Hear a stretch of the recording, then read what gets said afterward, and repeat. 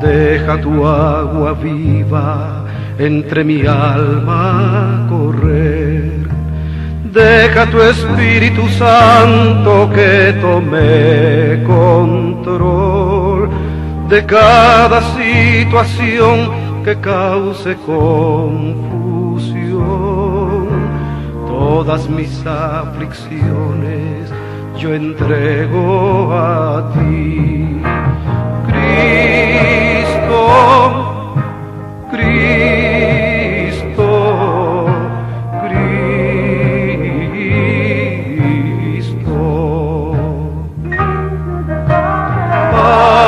Padre, Padre, Padre.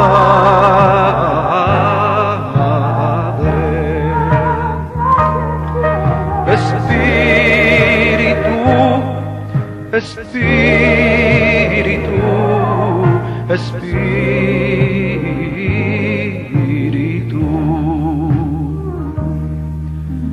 Ven Espíritu Santo y toma control. Tómame en tus brazos, borra mi temor. Atráeme hacia ti y toda duda se irá. Quítame el orgullo y lléname de amor. Gloria al Señor. Bueno, continuamos en esta mañana. Le damos gratitud a nuestro Dios por esta oportunidad que se nos da una vez más de poder predicar, evangelizar y poderle llevar la bendita palabra, lo que es las cartas. Y hoy estamos viendo acerca de la carta del apóstol Pablo a los Corintios, y es algo maravilloso que Dios nos ha entregado, y usted y yo somos parte de una generación en el cual también somos responsables y también podemos llevar esta bendita palabra a toda criatura. Así lo dijo el Señor Jesucristo, que habíamos que llevar esta palabra a todo alrededor de nuestro mundo, y ese es el cumplimiento que se está haciendo hasta el día de hoy. Y qué bueno que usted sea oidor, pero no tan solamente oidor, sino que hacedor de la palabra. En este día le saludamos a usted donde esté sintonizándonos esta programación aquí de Radio Oración, transmitiendo desde Carolina del Norte para el mundo entero. Y una vez más, gracias a usted que lo hace posible. Le agradecemos una vez más por estar en comunicación y poder estar en esta mañana siendo parte de cosas maravillosas. Así es que le damos la bienvenida a usted que nos sintoniza en esta mañana, con el gozo que siempre nos identifica, que podamos ser parte de una colaboración eterna, una eternidad, ya que esta palabra, esta doctrina fue fundamentada en los apóstoles y profetas del antaño, aquellos hombres que caminaron con Jesús, aquellos hombres que caminaron con nuestro Señor Jesucristo y lo vieron, lo palparon y tuvieron la dicha de ser bendecidos a través de sus palabras. Vieron cómo partió el pan, vieron cómo hacía milagros, cómo descendió nuestro Señor Jesucristo haciendo cantidad de milagros. Yo creo que el día de hoy lo sigue haciendo y sigue transmitiendo del poder divino que Dios tiene para cada uno de nosotros a través de su Espíritu Santo. Y esta palabra nos edifica, pueblo, a que seamos parte de una bendición eterna. Así es que en un momento más el pastor Natividad Ramos estará con nosotros, y una vez más gracias por sintonizarnos aquí a través de Radio Oración. A ti todas mis aflicciones yo entrego. Bueno, ya tenemos al pastor Natividad Ramos desde la ciudad de Monterrey. Pastor, muy buenos días, gracias una vez más. Bendiciones, le escuchamos. Pues muchas gracias, hermano Isaí. Verdaderamente es un privilegio participar. Y como siempre, no dejo de escuchar las cosas que están antes de mi participación. Lo oí a usted hablar sobre, ya otro hermano, sobre la cuestión de los diezmos. Y realmente es un asunto muy, muy importante. Porque además el diezmo no se da, el diezmo se paga, porque esto es un bien económico que le pertenece a Dios por el usufructo de la tierra. Entonces yo creo que estas cuestiones son muy valederas, que el pueblo sea bendecido. Algunos creyentes acostumbran decir, pero ¿cómo voy a dar todo este diezmo dicen, al pastor o a la iglesia? Y luego optan por repartirlo. Y entonces yo siempre he dicho, reparta lo suyo, pero no lo que es ajeno, que no es que esto es un bien de Dios, un recurso que Dios tiene. Entonces, pues qué precioso que estas cosas el pueblo las ame, las entienda, porque al final de cuentas es para bendición propia.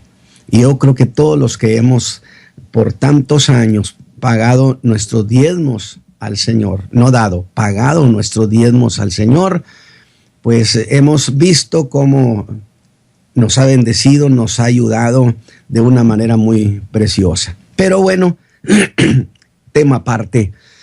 Estoy en la primera carta que el apóstol Pablo escribe a la iglesia de Corinto, que era una iglesia muy conflictiva, donde por cierto ahí se manejaban con lo que he llamado la fe de opinión. Es decir, esto es lo que yo creo, esto es lo que este grupito cree.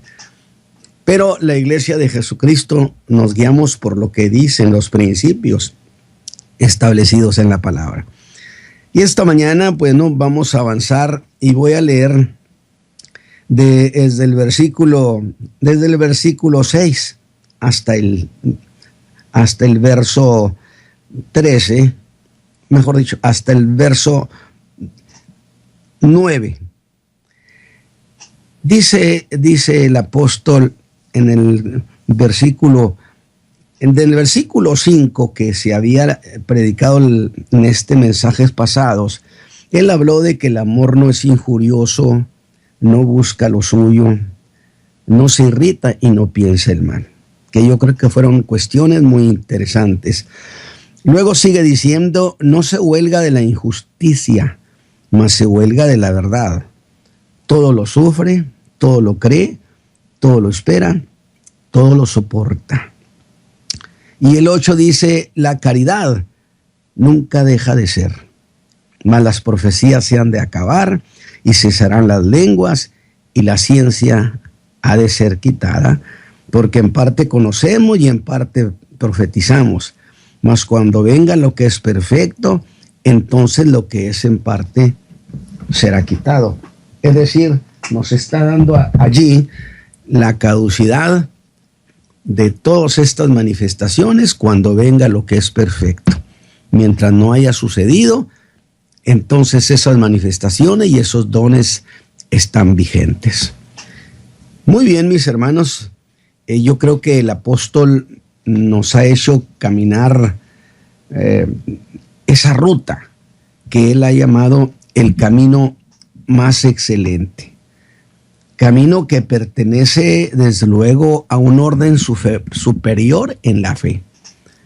Tanto así que hemos dicho varias veces, hemos insistido, que es más excelente que los mejores dones.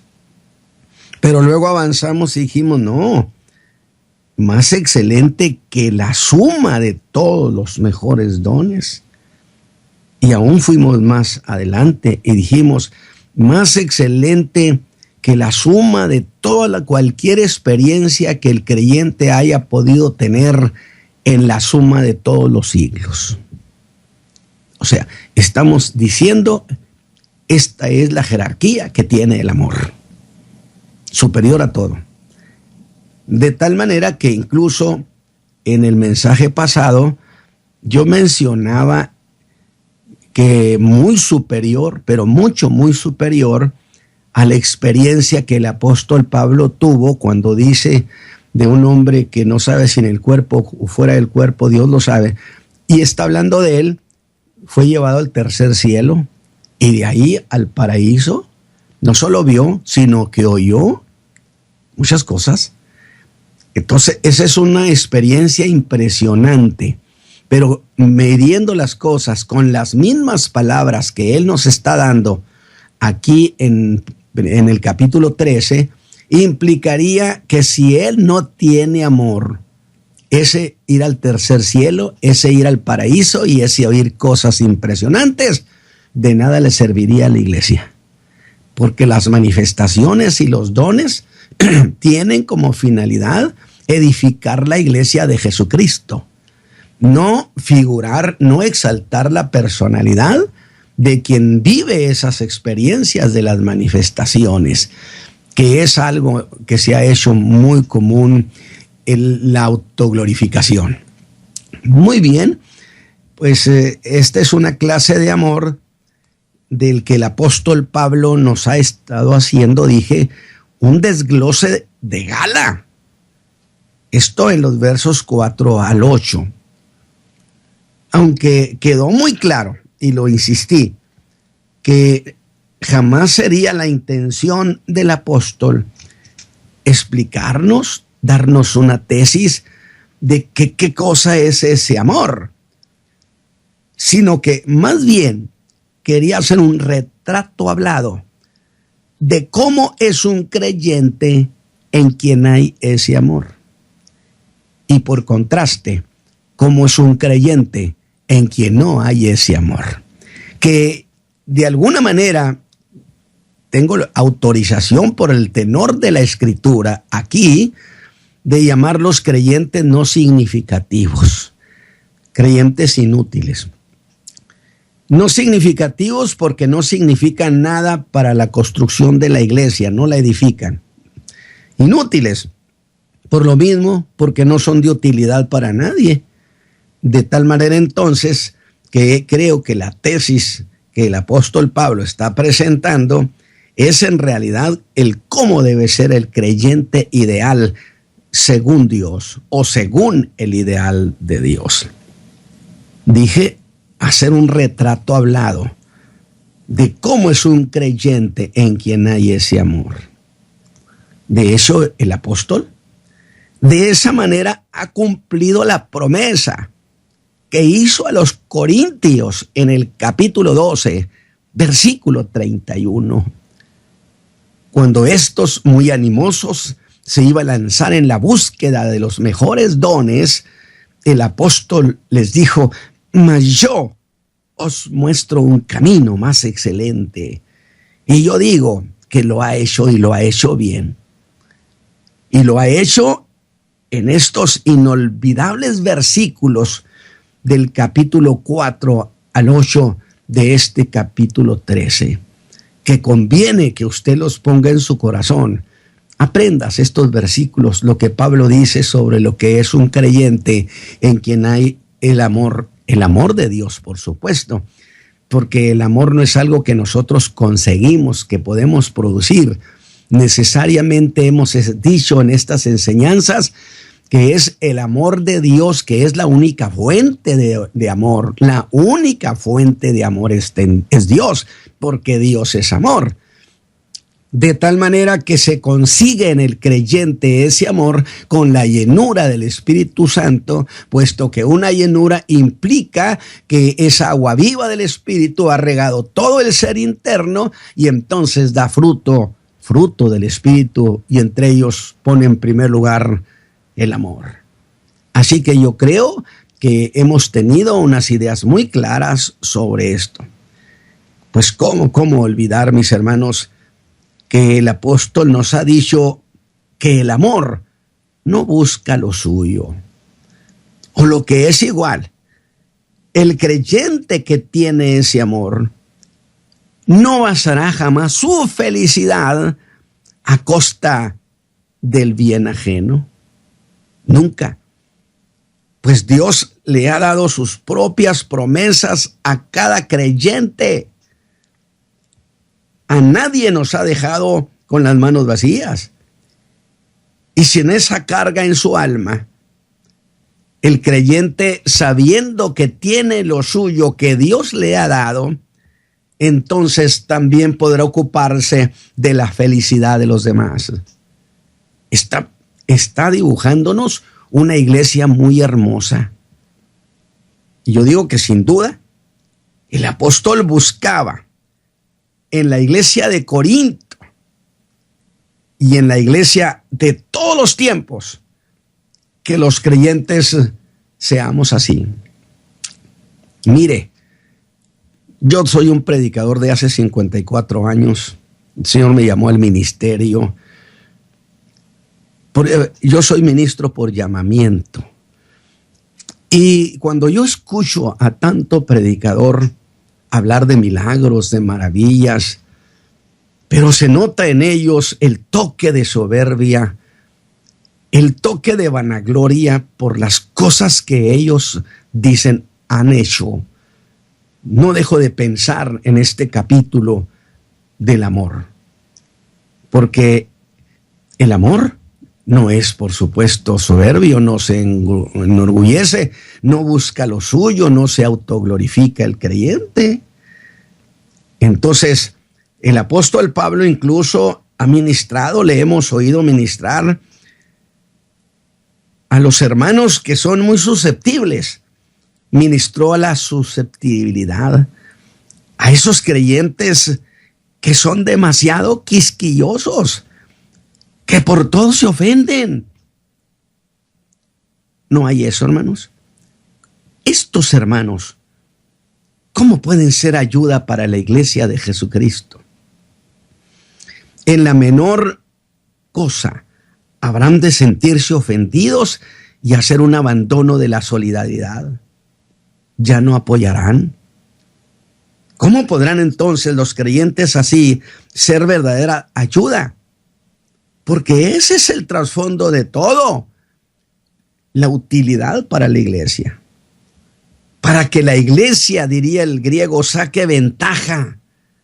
¿Recuerda usted esos puntos que tratamos? No pierda esto de vista. Que quien tiene dones, pero no tiene amor, no dejará de ser un creyente no significativo. Puede ser muy significativo incluso como un gran predicador. Será significativo para el oído de la gente, para la vida emotiva de la gente. Sin embargo, no serás significativo en términos de verdaderamente edificar a la iglesia, porque incluso algunos tratarán de imitar su soberbia, sus desplantes. Por eso entonces, en el fondo de las cosas, no significan beneficio alguno a la iglesia, aunque ellos estén llenos de maravillas que contar. O cuando habló de los creyentes rencorosos, de los que van contando, esos hermanos que van guardando las supuestas ofensas, porque guardan las ofensas y las supuestas ofensas, que muchas veces son producto de una interpretación equivocada de las cosas, pero ellos las computan como una ofensa y las guardan. Dicen, para cuando se ofrezca. ¿Qué creyente tan desagradable es ese?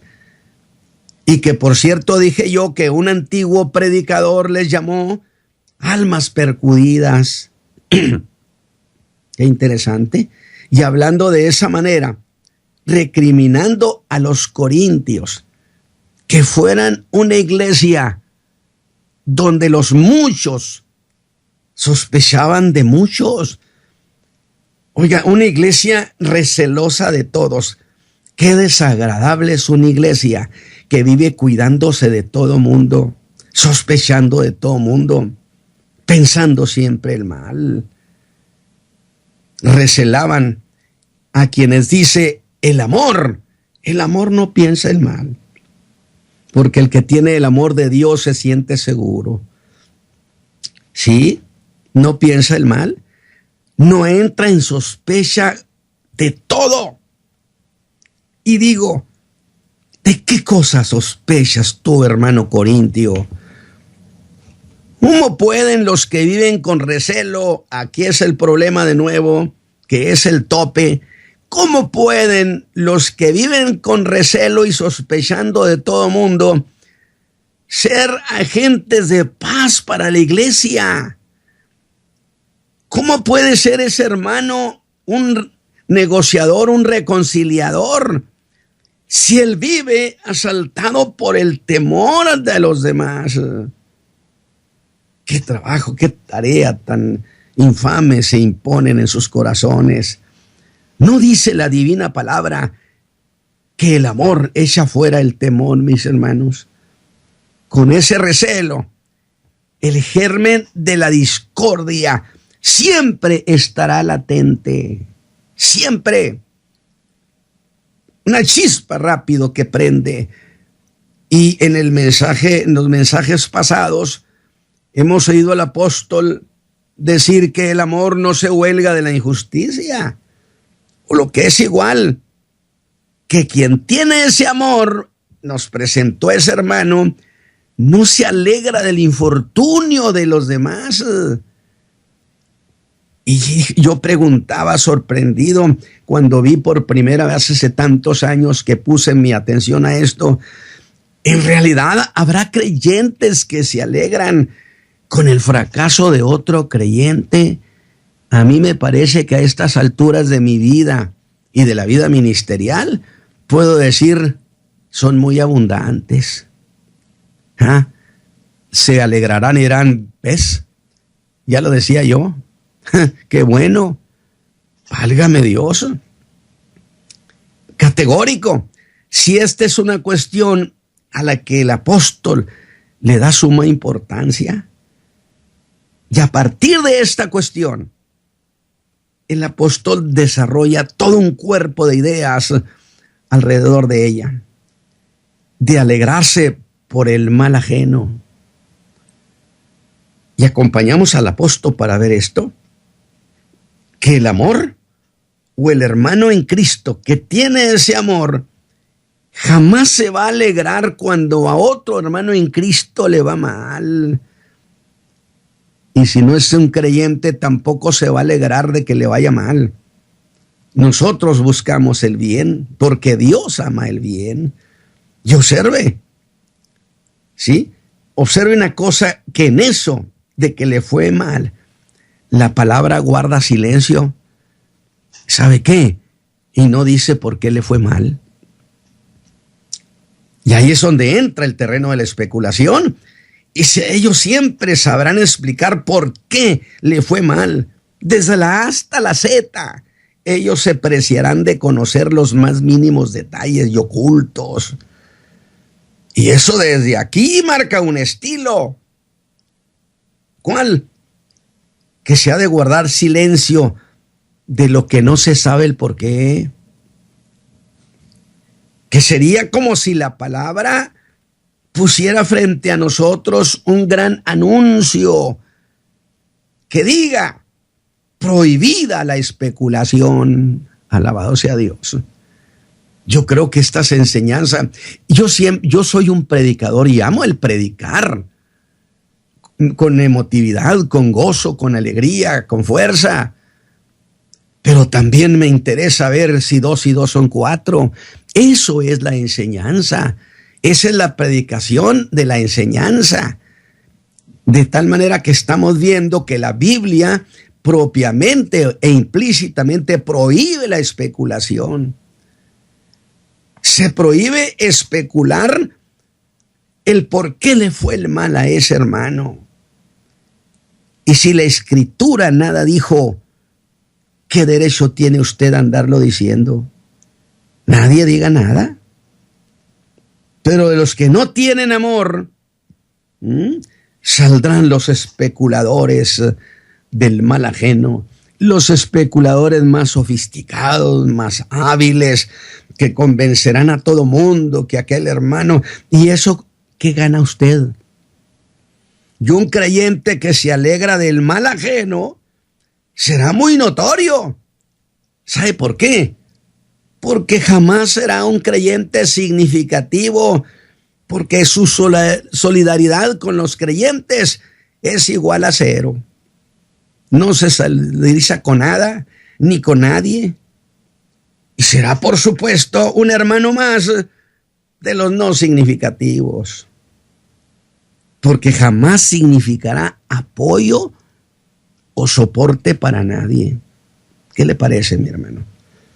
Pero eso sí, sutil, muy sutil, se verá en él un sentimiento de satisfacción por el fracaso de otro. Yo le he visto en los ojos a muchos creyentes la satisfacción de otro hermano que ha fracasado.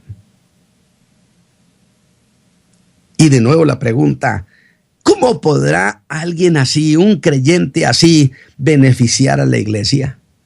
Esas cosas déjensela a los hijos del diablo, déjensela al diablo, pero no a los hijos de Dios.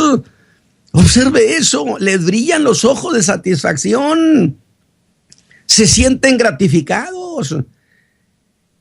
Jamás, pero a sus sentimientos serosolidarios, escúcheme bien, no solamente tiene pensamientos no solidarios, sino que habrá de agregar maldad a maldad.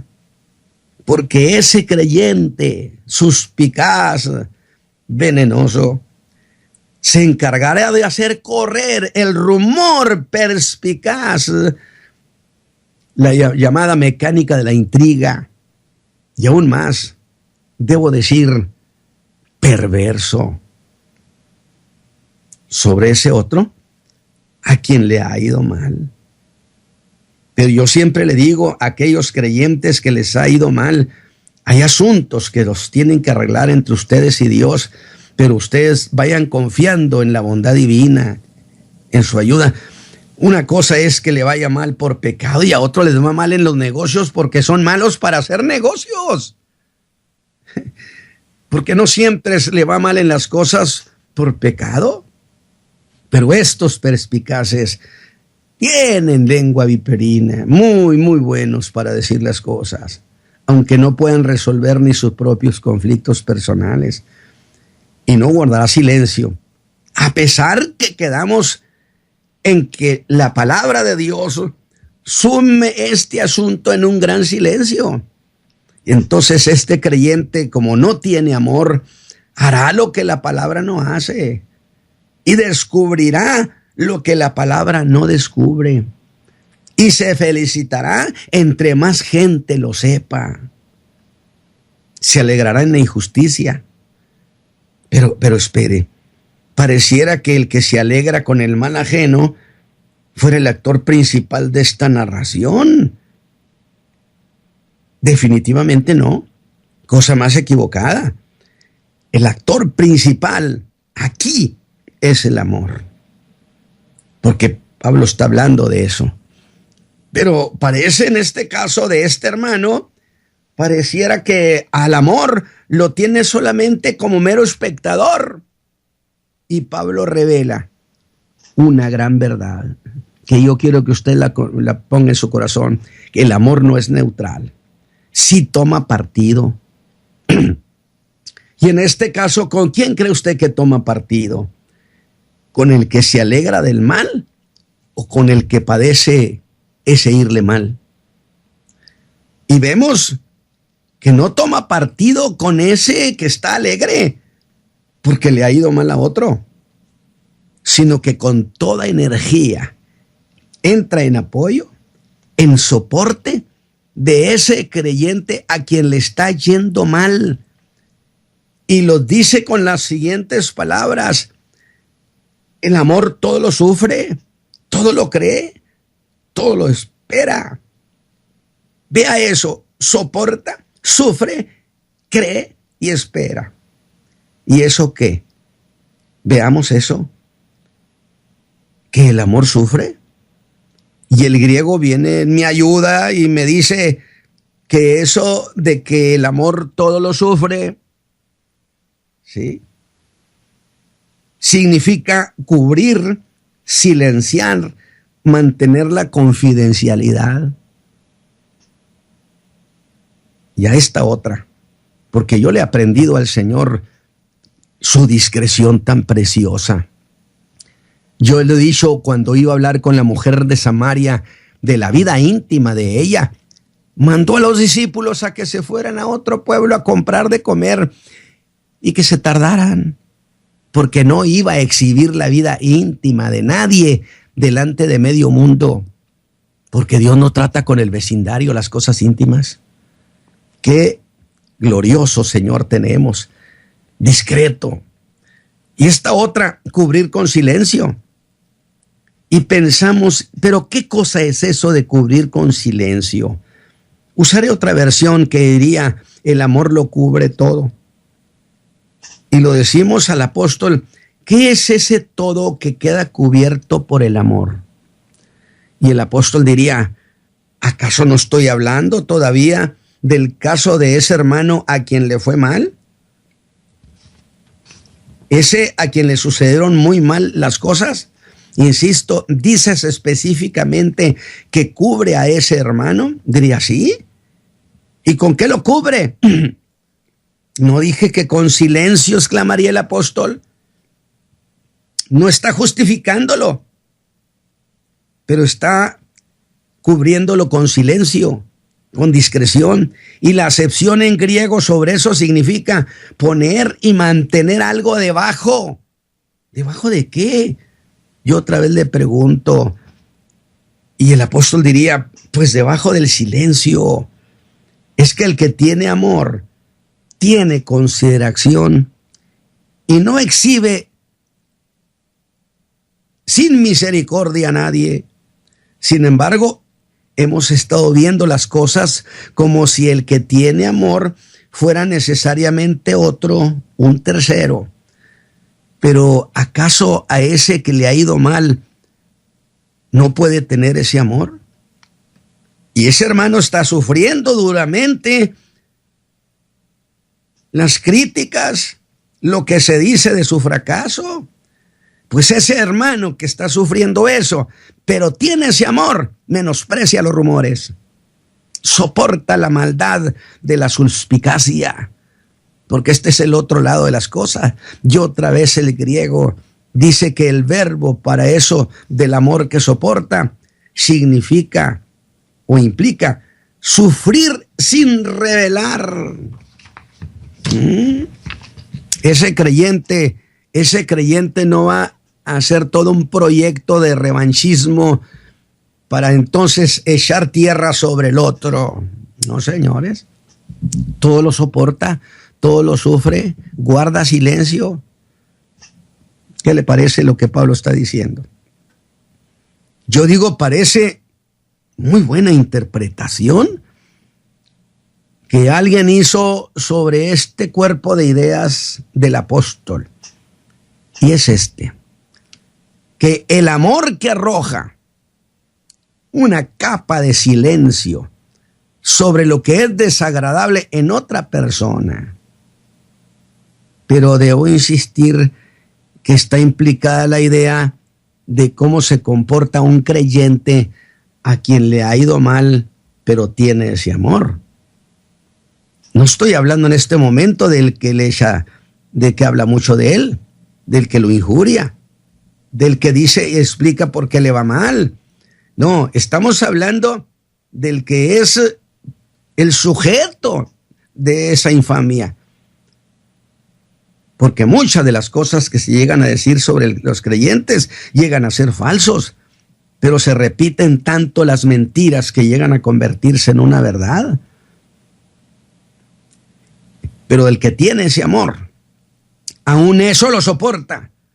Significa que sufre aún la maldad de los que se alegran de su mal. Pero no revela a nadie su tribulación personal. Y yo no estoy hablando, por supuesto, de apapachar pecado, para que no me vaya usted a confundir. Estoy hablando de ese creyente que se lanzó sobre ese creyente porque no tiene amor. Y estoy hablando de ese creyente contra quien se lanzaron como kamikazes, durísimos, pero tiene ese amor, soporta, no busca la revancha,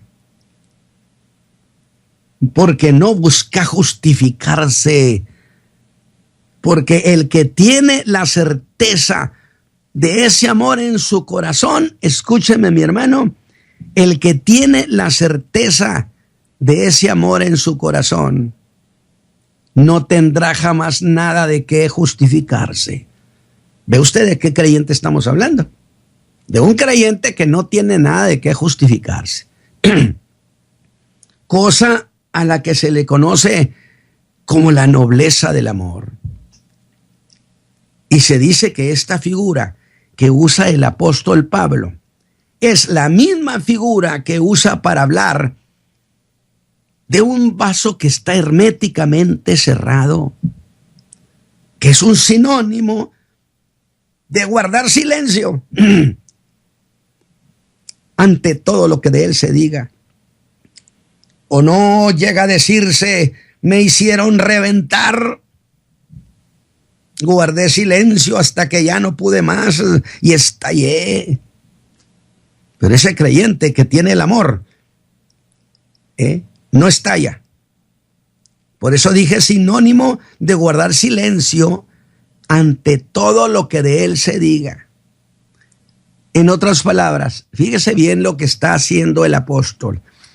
Está diciendo, ese creyente que guarda silencio, que todo lo sufre, que lo soporta y no estalla, en realidad está cuidando de no hacer más grande el problema. Algunos hacen una tormenta en un vaso de agua. Yo cómo estimo a los creyentes apagafuegos en la iglesia de Jesucristo. Dios los bendiga, mis hermanos. Dios bendiga a los apagafuegos del cuerpo de Cristo, porque sí lo hay. Y esa clase de creyentes son muy valiosos a la iglesia, muy significativos, porque ayudan a conservar la paz del cuerpo de Cristo. A mí me parece extraordinario lo que el apóstol Pablo está diciendo. Yo no sé a usted, a menos que en la iglesia estas cosas no sucedan, pues entonces yo estoy ministrando equivocadamente, es decir, en donde no debo enseñar. Pero las ideas se mueven y pensamos, ¿y por qué se comporta así? Pues dice Pablo, porque el amor todo lo cree, porque significa tener fe en las personas. Oiga, a pesar de todo, sigue creyendo en que los hijos de Dios tenemos nobleza en el alma. Darles crédito. Pero esta acepción es gloriosa, que sería igual a decir que el amor da crédito a que Cristo cuida de su bienestar.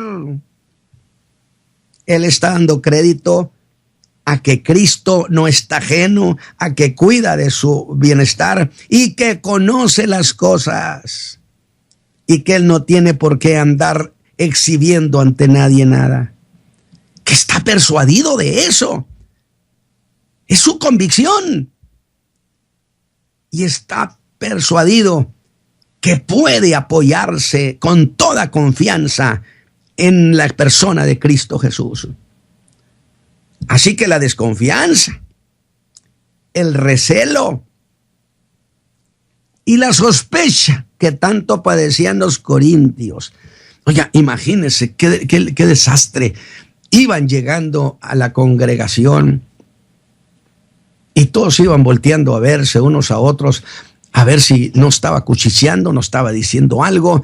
Era una especie de vigílalo, trata de escucharlo, a ver qué dice de mí. Por amor de Dios, qué trabajo tan infame se otorgan los hijos de Dios cuando tenemos al reunirnos ahí en Vía Jehová Bendición y Vida Eterna, allí podemos ir con Él confiadamente. Los creyentes oran unos por otros, bendicen a los demás creyentes. Esa es una iglesia deliciosa en la que Dios envía paz. De tal manera que a este creyente, ¿sí?, la sospecha no atrapa su alma. No ha caído en la desconfianza, porque todo lo cree en su Señor.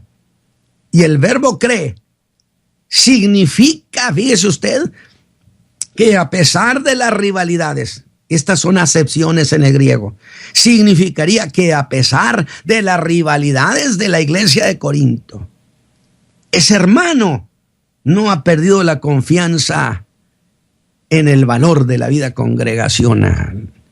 Oiga, fíjese lo que ha planteado. Ese creyente, a pesar de todo, no pierde la confianza en lo que vale la vida congregacional. Por consecuencia, no toca retirada. Ahí permanece para ser un vencedor, allí, para que Dios lo honre allí. No promueve la deserción de otros creyentes, porque él sí quiere ir y se quisiera ir y llevarse a medio mundo. Una especie de revanchismo, de desquite. ¿En dónde está el amor allí? No hay amor. De tal manera que él confía, no ha perdido su confianza en la vida congregacional y habrá de salir bien librado de su conflicto, mi hermano. Si ese es su caso, sosténgase y el Señor lo va a sacar bien librado y con honra. Y sobre todo, saldrá moral y espiritualmente sano. Porque esta es una cuestión que yo siempre lo he mencionado. Si un creyente pasa la prueba, pasa ese tiempo malo, pero se queda con cierto resentimiento, significa que se dañó su alma. Pero si un creyente pasa de las peores y termina sin resentimiento en su corazón, ese creyente es un creyente que terminó la prueba sano en su alma. Esta es una belleza. Esta es una cosa gloriosa. Yo le pregunto a usted, en los problemas que ha vivido, ¿siente usted que salió sano o salió muy herido? Porque luego me hablan de heridas aquí, heridas allá. Santo Dios, el amor no tolera, no permite eso. Desde luego que esto que estoy diciendo no implica confianza ingenua, tampoco. Pero eso sí, confianza en el amor, en el valor del amor de su Salvador y Cristo, en el amor de Dios. Confía en eso. Y de allí, fíjese bien de nuevo lo que le voy a decir, que muchos se han convertido en verdaderos desadaptados congregacionales, que incluso irán de un lugar a otro y siempre el problema será el mismo. Porque este resentimiento, ese recelo, lo llevan en su alma. Pero que tiene ese amor, se irá creyendo en la verdad.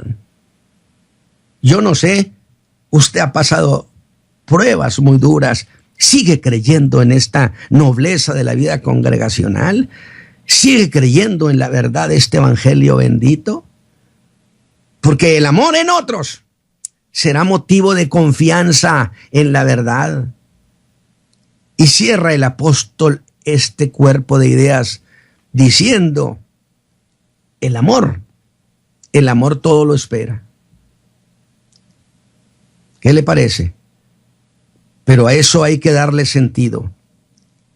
Habla de esas tres grandes virtudes del cristianismo, como son la fe, la esperanza y el amor.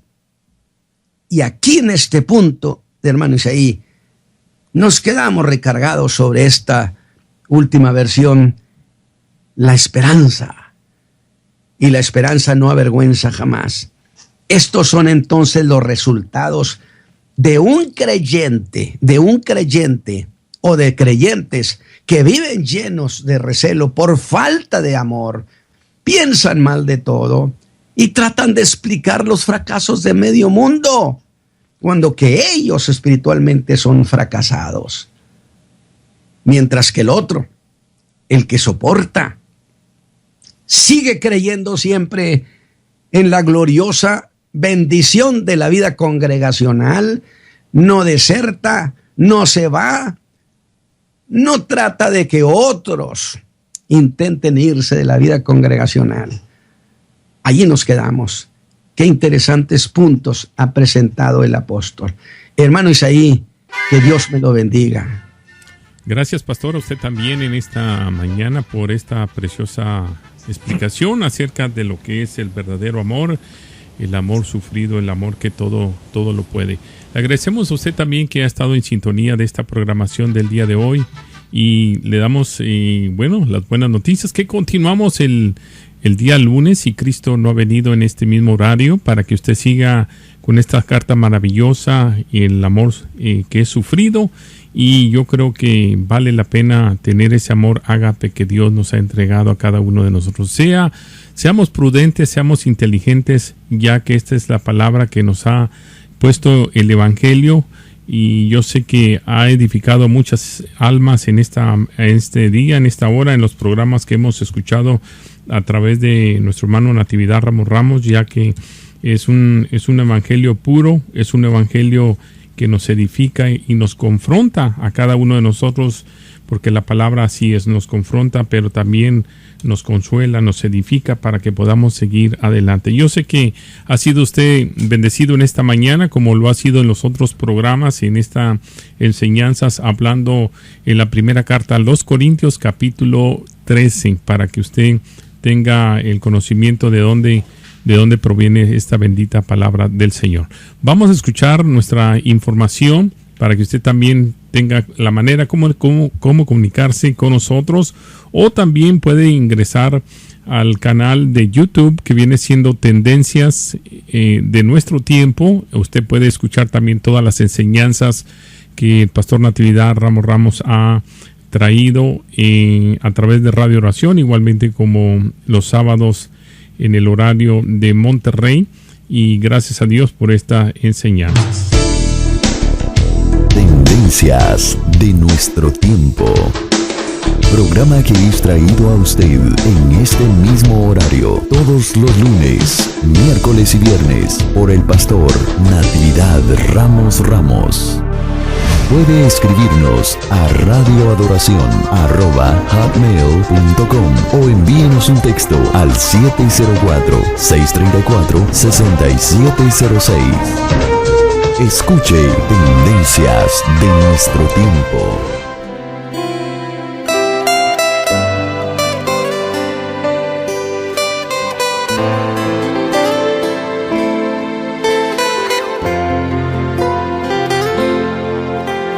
¿Acaso habrá algo imposible para ti? ¿Acaso habrá algo que no puedas hacer? Tu palabra ahí nos dice que no hay nada imposible para ti. Palabra ahí nos dice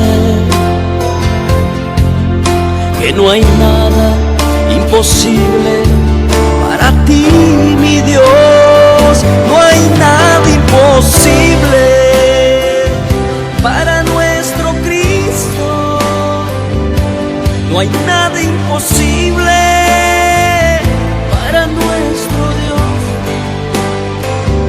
No importa cuán grande sea tu necesidad, recuerda que en Cristo se encuentra tu respuesta. No hay nada imposible para nuestro Cristo. No hay nada imposible para nuestro Dios.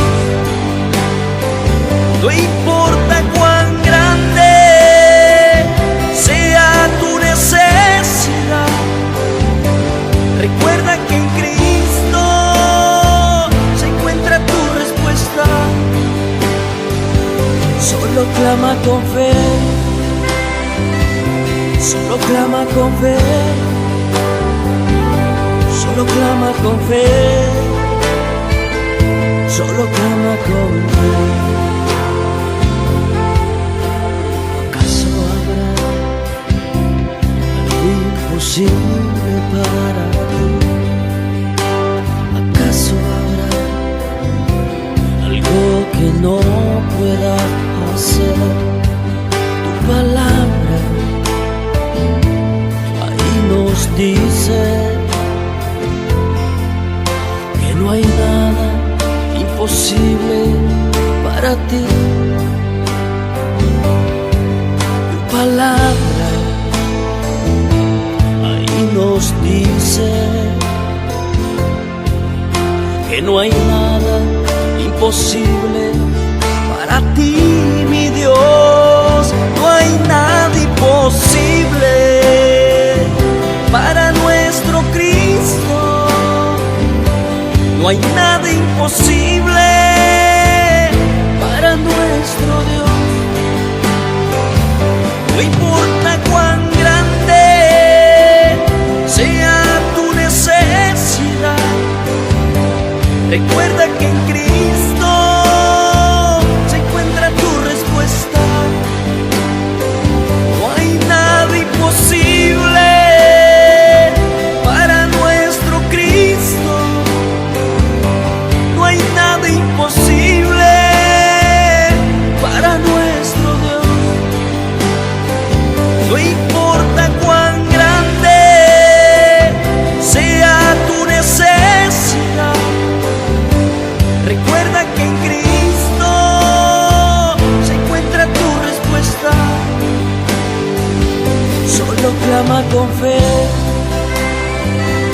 solo clama con fe, solo clama con fe, solo clama con fe. Tendencias de nuestro tiempo. Programa que es traído a usted en este mismo horario todos los lunes, miércoles y viernes por el pastor Natividad Ramos. Puede escribirnos a radioadoración@hotmail.com o envíenos un texto al 704-634-6706. Escuche Tendencias de nuestro tiempo.